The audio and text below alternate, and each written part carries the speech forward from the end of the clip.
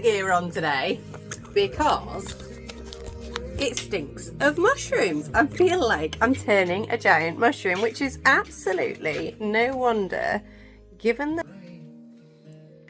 there's still mushrooms on it. How wicked. So this is the progress. It's obviously very punky, and I know that probably every other wood turner would have given up on this piece of wood.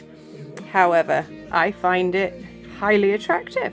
I think it is a cracking piece of wood.